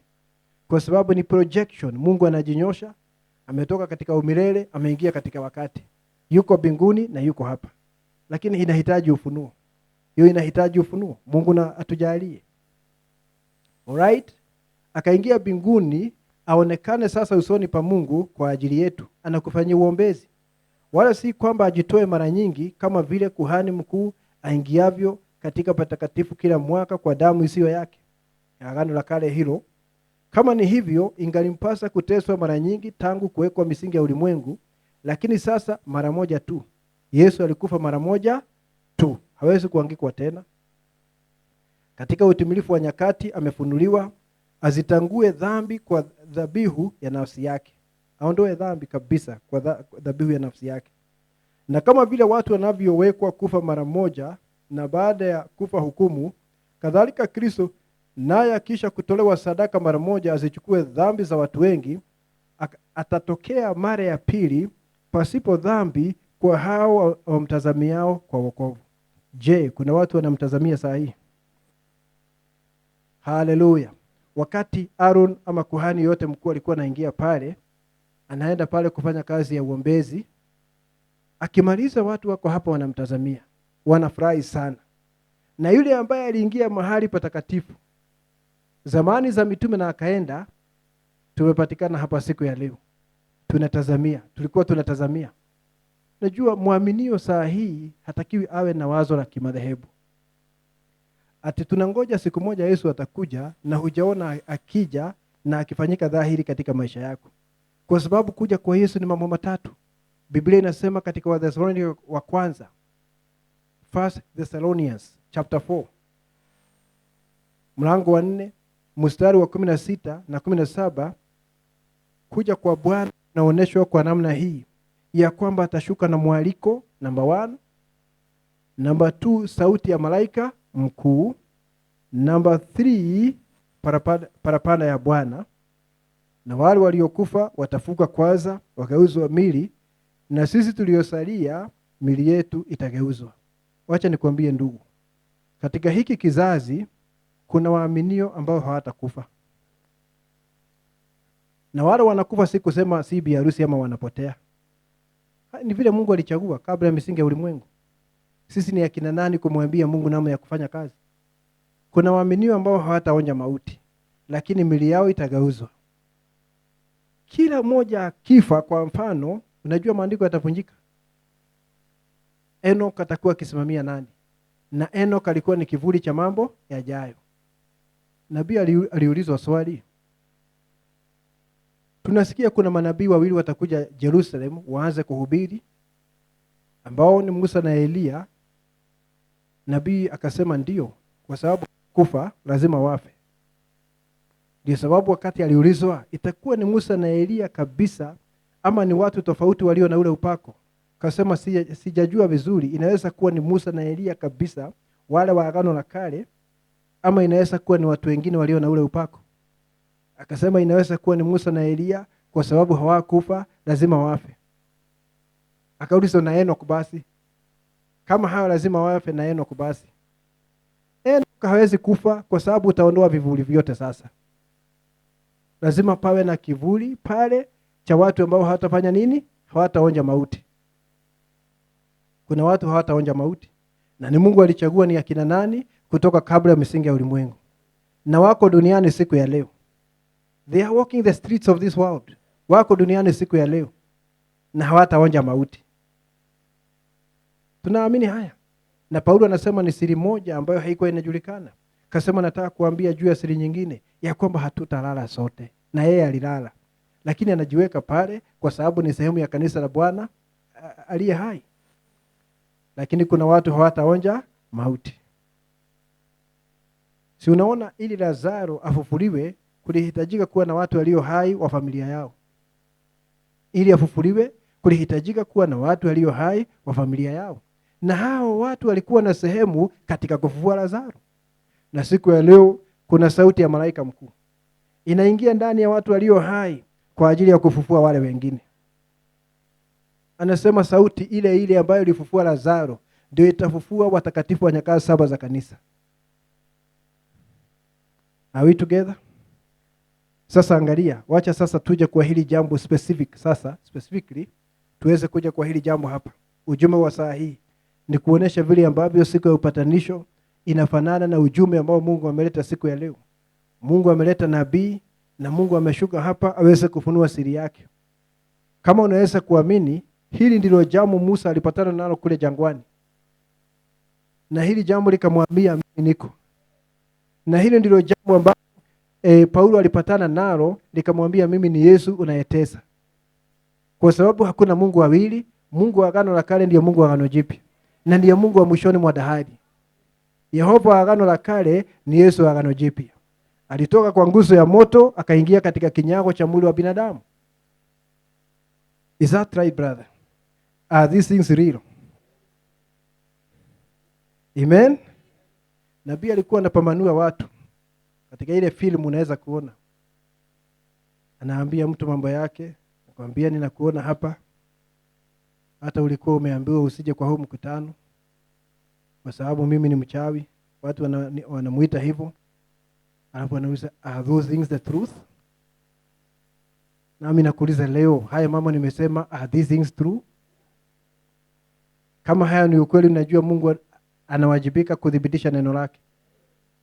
Anawajibika kudhibitisha neno lake kama haya mambo ni ukweli.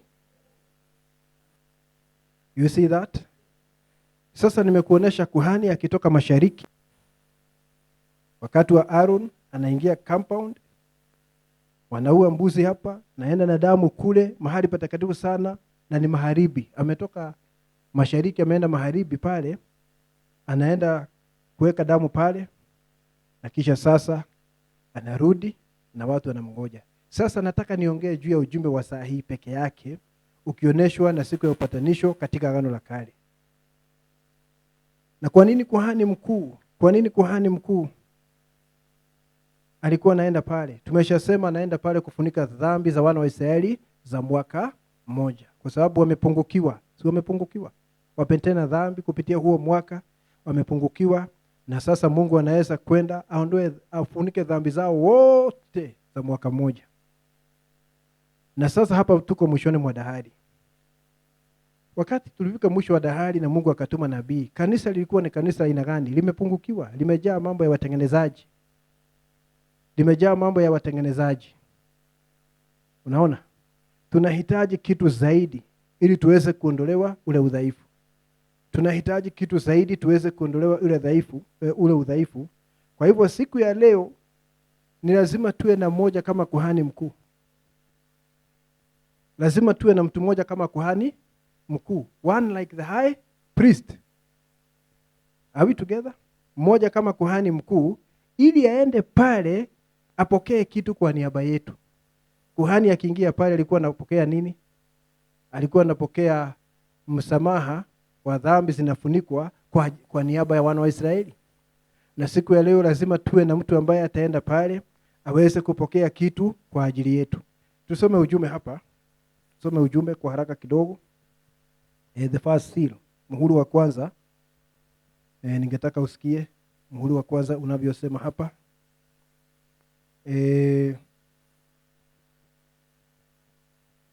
Nataka usikie. Lazima tuwe na mmoja ambaye ataenda pale na apokee kitu kwa ajili ya kanisa, kwa sababu kanisa lilikuwa na weakness ama udhaifu, mapungufu mengi sana. Mapungufu mengi sana. Kanisa limeshakuwa na mapungufu mengi sana. Kanisa hili ambalo limepitia nyakati 7 za kanisa, likija kumalizia halikuwa na ile imani ya kimitume ya asili. Waliamini miungu mitatu. Wakaamini kule katika bustani ya Edeni, Hawa alikula matofaa ili waweze kujua wako uchi. Wakaamini ukinena kwa lugha una Roho Mtakatifu, hata ukikana neno uko na Roho Mtakatifu. Wakaamini mwanamke anaweza kukata nywele. Na hayo mambo yako katika Biblia ni wazi ya kwamba mwanamke alipatiwa nywele zake ndefu ziweze kuwa ni kifuniko kwa ajili ya kichwa chake. Mapungufu mengi sana. Na kanisa halikuwa na imani ya kutosha kwa sababu ya kunyakuliwa. Sikia vile anavyosema hapa ili aweze kuonesha sababu ya kwenda kule magharibi. Angalia hapa. And there is coming forth 7 mysterious thunders that is not even written at all. Na unajua ngurumo 7 ni katika Ufunuo mlango wa 10 na mstari wa 4. Ngurumo ziko pale. Na anasema kutakuja ngurumo 7 ambazo hazijaandikwa. Zimetajwa pale lakini hazijaandikwa zilisema nini? And I believe that through those 7 thunders will be revealed in the last days in order to get the bride together for rapturing faith. Naamini ya kwamba kupitia hizi ngurumo 7 zitafunuliwa wakati wa mwisho kuleta biharusi pamoja kwa sababu ya imani ya kunyakuliwa. Sikia mapungufu yaliyo hapa, na ndio sababu lazima kuwe na mmoja ambaye ni kama Aaron, ni kama kuhani, atuendee pale alituletee kitu cha kuondoa haya mapungufu na madhaifu. Because what we got right now, kile tulicho nacho sasa hapa ni mwaka 63, what we got right now Because what we got right now, we wouldn't be able to do it. Hatuwezi. There is something. Kuna jambo mahali fulani. We have got to step further. Lazima pawe na hatua zaidi ya kusaidia. We can't have enough faith for divine healing hardly. Nasema hivi sasa, hata imani ya uponyaji hatuna ya kutosha. Na ile imani unahitaji ni zaidi juu sana kuliko imani ile imani unahitaji imepita imani ya kuponya juu sana. We can't have enough faith for divine healing hardly. Hata hatuna imani tosha kwa ajili ya uponyaji. We have got to have enough faith to be changed. Na ni lazima tuwe na imani ya kutosha kubadilishwa in a moment, kwa ghafla, and be swept out of this earth. Na tuweze kuondolewa katika hii dunia. And we will find that after a while, the Lord willing, where it is written. Nabii anaonesha kanisa limepungukiwa. Na ni sawa na Aaron akiingia pale, anaenda pale kutoa sadaka kwa ajili ya watu ambao wamepungukiwa, mwaka uliopita wametenda dhambi. Sasa anaenda pale kufunika. Hapa napo unaona hali ya kanisa, hakuna imani ya kutosha. Kanisa limepungukiwa. Lazima pawe na mmoja ambaye ni kama nani? Ni kama Aaron, aende mahali patakatifu sana, atuletee kitu cha kuondoa madhaifu haya na kuweza kuleta imani ya kunyakuliwa. Are we together, church? Na Aaron alikuwa anaingia pale siku ya 10 mwezi wa 7. Na huyu mjumbe yuko na 10 na yuko na 7. Ni kweli ama si kweli? Ufunuo 10 mstari wa 7. Kwa sababu ni moja kama Aaron, yuko na 10 na yuko na 7. Revelation 10:7. Ni mtu. Unaamini Ufunuo 10:7 ni mtu? Ni mtu Na huyu mtu anapiga baragumu. Na usisahau wakati ilikuwa inafika siku ya Jubilee, ilikuwa inakuja baada ya miaka 50, na hiyo siku ya Jubilee ikifika, ilikuwa inaangukia siku ya 10 ya mwezi wa 7. Mungu alikuwa amepanga hivyo. Wakati Jubilee itakuja baada ya miaka 50, itaanguka siku ya 10 ya mwezi wa 7 bila kukosea, without fail. Na wakati kuhani anatoka pale ndani baada ya kutimiza kazi yake ya huduma pale na kutoa sadaka, akitoka nje hivi alikuwa anachukua baragumu, pembe ya kondoo wa kiume. Anaanza kupuliza kila mahali, in the days of the voice. Anaanza kupuliza kila mahali ili mateka wafanye nini? Waende huru. Hatujaona mtu akitoka magharibi kule Marekani akirudi mashariki ili atimize Ufunuo 10:7. Aanze kupiga baragumu tuweze kwenda huru. Hallelujah. Hakuna namna nyingine ya kwenda uhuru siku ya leo, brother, isipokuwa usikie hiyo sauti. Unaona? Mwezi wa 7 siku ya 10. 10:7. 10:7 hii ni nini katika kitabu cha Ufunuo? Kuna mtu anapiga. Na hiyo baragumu ni ya kuweka mateka huru. Natoka katika madhehebu, natoka katika dhambi, mpaka nabii akasema ya kwamba biharusi sasa anakuwa ni biharusi asiye na hatia. The virtuous bride of Jesus Christ. Kwa sababu kuna mmoja anapiga nini? Baragumu.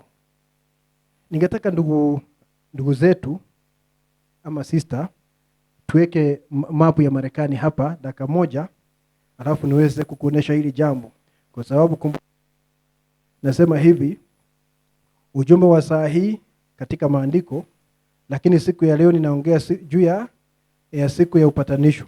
Ninaongea juu ya siku ya upatanisho ili uweze kuona siku ya upatanisho inaambatana, ambayo ilikuwa zamani katika Biblia, ambayo walikuwa nayo wana wa Israeli, vile inafanana na ujumbe siku ya leo. Ningetaka tuangalie hapa, na ndugu atatumia kasa. Tutatumia kasa. Hii ni mapu ya Marekani. Hapa chini ni nchi tofauti inaitwa Mexico. Hiyo si sehemu ya Marekani. Na pale juu kuna nchi nyingine inaitwa Canada.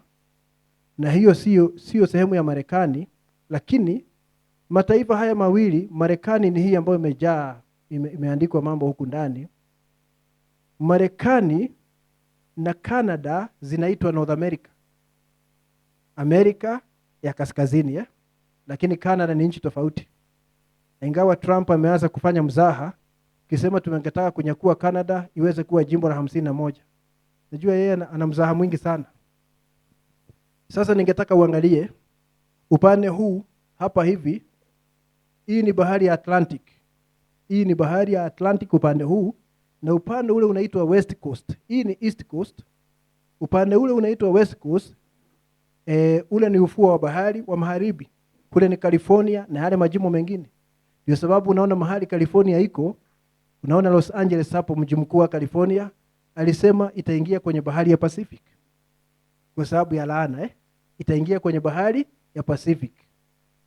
Nafikiri hii ni Marekani, Kwa hivyo hapa ni mashariki mwa Marekani na pale ni magharibi mwa Marekani. Hii ni bahari ya Atlantic, lakini ile ni bahari ya Pacific. Pacific ndio bahari kubwa sana katika ulimwengu. Sasa angalia hapa. Ndugu yetu ataonesha kwa kasa pale. Nabii alikuwa anaishi Indiana. Jimbo la Indiana ni pale juu hapa brother hapo. Nabii alikuwa anaishi hapo. Na hapo ndio kuna Jeffersonville, Indiana. Indianapolis ni mji ndani ya Indiana, lakini kuna miji mingine huko. Kuna Louisville, Louisville ni nafikiri ni upande mwingine. Kuna Jeffersonville na kuna miji mingine. So nabii alikuwa katika hili jimbo la Indiana, maskani yalikuwa katika jimbo la Indiana. Na wakati aliona ono la malaika 7 likamwambia aende kule magharibi, na akaona wakipanua barabara, mamlaka manispaa wakaanza kupanua barabara, na wakachukua sehemu ya plot yake mahali anaishi kwa sababu wanapanua barabara. Kaambua wakati utaona hilo jambo na akaona kwa ono, ujue hiyo ndio ishara ya kukuambia uende kule magharibi ili aweze kukutana na hili jambo. Ili siri ya Mungu iweze kufunuliwa, ambayo itaturejesha na kuleta imani ya kunyakuliwa.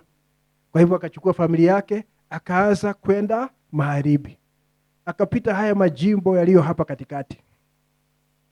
Anatokea wapi kama kuhani mkuu? Anatokea mashariki. Anatokea east hapo Indiana. Kwa hivyo haya majimbo atapita hapa katikati ni kama ile sehemu ya pili ya maskani. Ametoka nje. Right? Kuna majimbo atapita hapa kama ile sehemu ya pili ya maskani. Sasa ndugu, anza kuelekeza kaza hivyo polepole. Napita hayo majimbo: Illinois, Missouri, Kansas, Oklahoma, Texas, New Mexico, anaingia Arizona. Kuna mji unaitwa Tucson, Arizona. Hebu rudisha kidogo brother. Rudisha kidogo mpaka California ionekane. Na ukitaka kujua Mungu ni mkamilifu, alisema nilienda magharibi. Lakini unaona magharibi kabisa si ni California. California ndio imepakana na bahari. Lakini kwa sababu itaanguka chini ya bahari, sasa unajua hii ndio itakuwa west. Arizona. Najua Mungu anaangalia mbele. Kasema nikaenda wapi? Kule magharibi. Nilifanya uchunguzi nikaona ni kilomita 2884 kutoka Indiana kwenda Arizona. Amepita majimbo yaliyo hapa katikati kama ile sehemu ya pili ya maskani, anaenda kule Tucson, Arizona, na huko Tucson ndio hili jambo la Ufunuo 10. Malaika 7, Mungu katika hali ya theophany anakutana naye kule Arizona. So amefanya nini? Ameenda mahali patakatifu sana. Si kwamba kule ni kutakatifu, ni Mungu mtakatifu akiwa mahali pale. Ni kama mahali Musa alikuwa amesimama, akaambiwa toa viatu. Hapo ni patakatifu. Hapakuwa patakatifu, ni Mungu mtakatifu mahali hapo. Naye nabii ametokea east. Unaona? Ametokea mashariki, ameenda magharibi. Vile kuhani alikuwa anatoka mashariki akienda magharibi, mahali kuna sanduku la agano na utukufu wa Shekina. Naye nabii ametoka mashariki aende magharibi akutane na huu utukufu. Anaenda kule Tucson, Arizona, na akaingia katika hili kundi la malaika ili aweze kutuletea kitu sisi ambao tunasubiri cha kuondoa udhaifu wetu. Na akaambia watu mwe mnaangalia hapa niende kule nije na nini? Na tafsiri. Unajua kama wewe ni mtiifu unafanya vile umeambiwa. Si ni kweli? Sasa kanisa lake akawaambia mkae pale, niende kule mpaka nirudi na kila kitu. Na wakati alirudi akasema, na nikarudi na Roho Mtakatifu akitafsiri neno hilo, interpreting the pyramid. Yaani jiwe jeupe katika pyramid halina maandishi. Wakati anarudi mashariki, anarudi akitafsiri jambo hilo. Na watu wanangoja aweze kurudi hapo. Na baada ya kufika pale, akaanza tena karudi hivi, akaja huku Indiana, hapa Indiana, upande wa mashariki, ili mihuri 7 ianze kuweza kuletwa, iweze kuondoa madhaifu yetu na mapungufu yetu. Kwa sababu alikuwa amesema na kule hata hatuna imani ya kutosha kwa ajili ya uponyaji, na hapa tunahitaji imani zaidi ya kuponya, imani ya kugeuza mwili. Lazima niende kule nikutane na wale malaika. Ametoka mashariki, ameenda magharibi, ameenda mahali patakatifu sana. Lakini kile kitakatifu sio nchi ile, lakini ni Mungu mtakatifu mahali pale magharibi mwa Marekani. Na ni yeye peke yake aliingia pale. Mnajua hivyo? Ni yeye peke yake aliingia akaingizwa katika kundi la malaika. Hakuna mtu angeenda pale. Unaona? Ili sasa aanze kurudi huku mashariki, atuletee kitu cha kuondoa udhaifu wetu na kuleta imani mpaka ya kunyakuliwa. Hakuna matumaini mengine, hayo ndio matumaini yetu. Tunaweza kuiondoa sasa. Hayo ndio matumaini yetu. Hayo ndio matumaini yetu. Watoto wakawa na matarajio ya kwamba 1:17. Number 10 na number 7 ameenda wapi? Ameenda kule mahariki. 10:7 kama kuhani ameenda wapi? Magharibi, ili aweze kutuletea kitu ambacho kitaondoa udhaifu wetu. Are we together, brother? Na sisi ndio watoto ambao walikuwa na ngoja jambo hilo. Swali hili, alileta jambo hilo? Ndio alileta. Liko wapi? Liko miongoni mwetu. Liko hapa siku ya leo. Kile ambacho alituletea kiweze kuondoa madhaifu yetu. Kiweze kutupatia imani ya kunyakuliwa. Kiweze kuturejesha kwenye imani ya baba zetu na kupita hiyo imani mpaka kugeuza miili yetu. Haleluya. Nasikia wakati sasa amerudi vile anasema, tusome nukuu ya mwisho, wakati amerudi kutoka magharibi kule kama kuhani mkuu, na sasa anarudi Jeffersonville kule Indiana, ningetaka usikie vile anavyosema hapa katika ujumbe. Anasema hivi katika muhuri wa 7 nafikiri, ama katika maswali na majibu, ningetaka ndugu waweke hapo ili tumalize sasa. Anasema hivi, ni maswali na majibu juu ya mihuri 7. Ameshaenda kule na amerudi hapa na kitu. Anatuletea kitu cha kuondoa madhaifu yetu. Kitu ambacho hawakuwa nacho katika nyakati 7 za kanisa. Kitu ambacho watengenezaji hawakuwa nacho. Anatuletea kitu ambacho kitageuza miili yetu kwa ghafla. Anatuletea kitu ambacho kitaleta unyakuo. Anatuletea kitu ambacho kitatufanya kuwa wana wa Mungu waliodhihirishwa hapa duniani, wakiwa na uwezo wa kunena neno, wakiwa na uwezo wa kumfunga shetani. Anatuletea kitu ambacho kilikuwa kimepotea. Ni hicho ambacho anarejesha miongoni mwetu. Na anasema hivi hapa, na ujue saa hiyo amefanya miujiza, amezunguka katika dunia, amefanya mambo mengi, lakini anasema hawezi kulinganishwa na kile nimepokea pale. Ili tusiye ni watu hapa tunatafuta mfuto wa kwanza na wa pili, fulani na hakuna neno. Neno hili linachukua mambo yote, mpaka uponyaji, mpaka kila kitu. Ni hili tunahitaji liweze kuhishwa ndani yetu. Sikia hapa. Anasema hivi aya 75. Are we there? Anasema just a minute. Si 75, 35. Anasema hivi, of all the times that I have been behind the pulpit at the tabernacle, miaka yote ambayo nimewahi kuwa nyuma ya mimbara hapa katika maskani, na alikuwa amesimama nyuma ya mimbara kwa miaka 30 wakati huo. Alikuwa amesimama katika mimbara hiyo kwa miaka 30. Anasema nyakati zote ambazo amewahi kusimama hapo, na yale mambo makubwa sana Mungu alikuwa amefanya, I have never in any time of my ministry ever walked into the realms of God and the spiritual realms has been this time. Sijawahi kufika maeneo ya kiroho wakati wowote katika huduma yangu kama sasa yale nimeingia saa hii, wakati neno linafunuliwa. Beyond anything I ever did in any time of my ministry. Linapita chochote ambacho nimewahi kufanya wakati wowote wa huduma yangu. Kwa nini? In any meeting at anywhere like this, mahali popote katika mkutano kama huu. Kwa nini?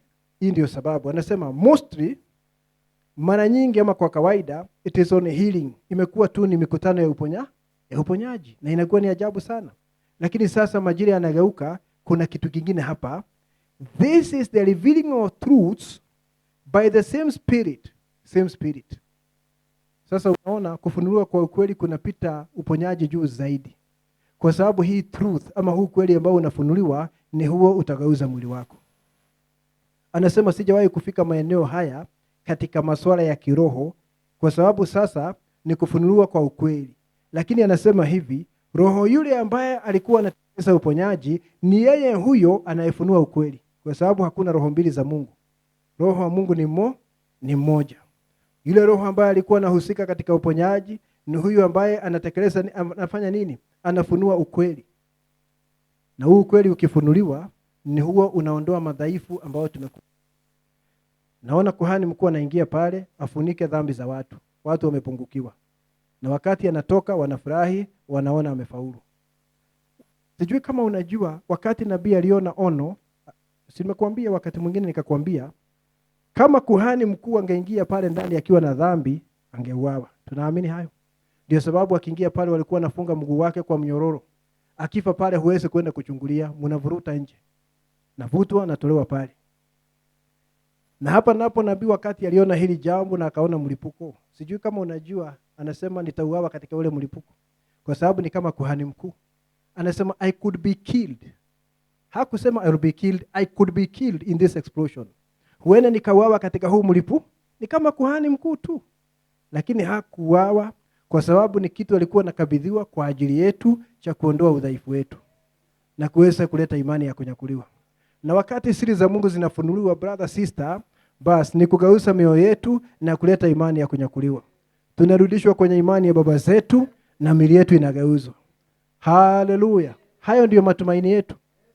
Ndio sababu mahali pengine katika ujumbe huu unaitwa sikukuu ya baragumu, anasema mjumbe huyu wa Ufunuo 17 ni mjumbe wa muhuri wa 7. Anasema ujumbe wake ni muhuri wa 7. Na anaendelea kusema muhuri wa 7 ni upatanisho kwa ajili ya biharusi. Najua upatanisho unaondoa dhambi zako, unaondoa hatia zako, unaondoa upungufu wako, uweze kuwa kama Yesu Kristo.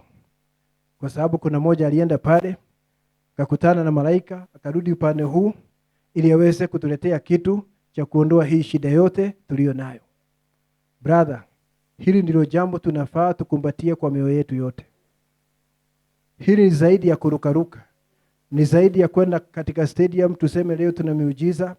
Ni zaidi ya mambo hayo, kwa sababu ni kitu mpaka kinageuza mwili wako. Hili ni jambo la kukurudisha katika position yako ya amateur God. Miungu midogo, wana wa Mungu waliodhihirishwa hapa duniani. Hiyo ndio sababu nakwambia siku ya upatanisho pale inafanana na siku ya leo. Nimekuonesha mambo mengi yanafanana. Nimekuonesha nabii hapa kwa mapa akienda magharibi, arudi mashariki. Nimekuonesha kuna 10 na kuna 7 katika kuhani na tena katika nabii. Nimekuonesha anaenda pale afunike dhambi za watu na Mungu akubali. Na huyu naye anaenda pale, nimekuonesha ya kwamba alisema hatuna imani ya kutosha kwa ajili ya uponyaji na tunahitaji ya kunyakuliwa. Anaenda pale aweze kutuletea. Kwa sababu agano la kale ni kivuli cha mambo tulio nayo. Ndio maana nikasema ya kwamba ningetaka nichukue sehemu hapa na pale katika Biblia nikuoneshe mahali ujumbe wa wakati huu umeandikwa katika neno. Nabii akasema ukisema una zile ngurumo 7 ufunuo wake, na kisha huwezi kufanya hii Biblia iambatane na ifungamane kutoka mwanzo mpaka Ufunuo, ule ufunuo ulio nao sio sahihi. Na kama sio sahihi, sio ufunuo, kwa sababu Mungu hawezi kuleta kitu ambacho kina dosari. Are we together, brothers? Mungu atusaidie. Ningetaka tufike hapo wiki ijayo, Bwana akipenda. Tutaomba, baadaye tutakuwa na wakati wa kumwabudu Mungu. Hallelujah. Glory be to God. Thank you, Jesus. Blessed be his wonderful name. Asante Baba kwa jina la Yesu Kristo. Pokea sifa na shukurani. Tunaabudu jina lako. Tunasema unastahili. Tunakupenda kwa sababu ulitupenda kwanza. Mungu wetu, uweza na mamlaka ni zako. Hekima yote na nguvu ni zako. Mungu wetu, umetufunulia neno majira haya. Neno hili limetoka katika kilindi cha moyo wako. Ni siri ambayo ulikuwa umeshikilia Bwana kupitia vizazi. Na ulikuwa umekusudia kwamba utaifunua wakati wa mwisho. Na tuko hapa tukishuhudia jambo hili. tunaweza kusema leo maandiko haya yanatimia miongoni mwetu. Ninaomba utusaidie kila mmoja wetu Baba, kwa sababu ni mteule wako, aweze kuambatana na siri ya Mungu, aweze kuwa mmoja na Kristo. Kati nabii alikula kitabu, Ezekieli ni aweze kuwa mmoja na neno. Yohana kila kitabu katika Ufunuo 10 akisimamia bi harusi siku ya leo, ni tuweze kuwa mmoja na Yesu Kristo. Ili tuweze kuwa na nia ya Kristo, na Bwana tutekeleze mapenzi yako hapa duniani. Chunguza maisha ya kila mmoja wetu. Chunguza moyo. Chunguza mawazo ya kila mmoja wetu. Yote yasiyolingana na haki, yote yaliyo kinyume na neno. Ikiwa kuna mmoja ambaye amepokea kanuni ya imani, amekula kitu ambacho si neno, na kimeanza kusumbua system yake, naomba Bwana siku ya leo umtakase kwa damu ya Yesu Kristo, umuondolee yote yaliyo kinyume na ufunuo wa Yesu Kristo katika majira haya, kwa jina la Yesu Kristo. Baba yetu, tuko mbele zako, ninaomba rehema zako zimiminike juu ya kila mmoja wetu. Tazama madhaifu tulio nayo, ninaomba nguvu zako zishuke Baba, utusaidie kushinda haya madhaifu. Mahali kuna mapengo katika maisha yetu, jaza haya mapengo Bwana, tuweze kuwa sura ya Bwana wetu Yesu Kristo. Ninafunga shetani, kila pepo ambaye ametumwa Bwana ili kumnasa muaminio, ninamfunga kwa jina la Yesu Kristo. Na kuamuru ya kwamba shetani lazima uende katika giza la nje. Huna fungu miongoni mwetu, na hatuna fungu katika ufalme wa kuzimu. Baba yetu, ni asante. Ninaombea wale ambao wana ugonjwa katika mwili, uweze kuponya kila mmoja wetu kwa jina la Yesu Kristo. Tunainua jina lako, nasema unastahili. Mahitaji yote watoto wako walio nayo, hata wale walio online, ninaomba Bwana uweze kuyatimiza, ili furaha ya kila mmoja wetu iweze kutimia kwa ajili ya utukufu wa jina lako. Baba, pokea sifa na shukrani. Tunaomba kwa imani kwa jina la Bwana wetu Yesu Kristo. Amen.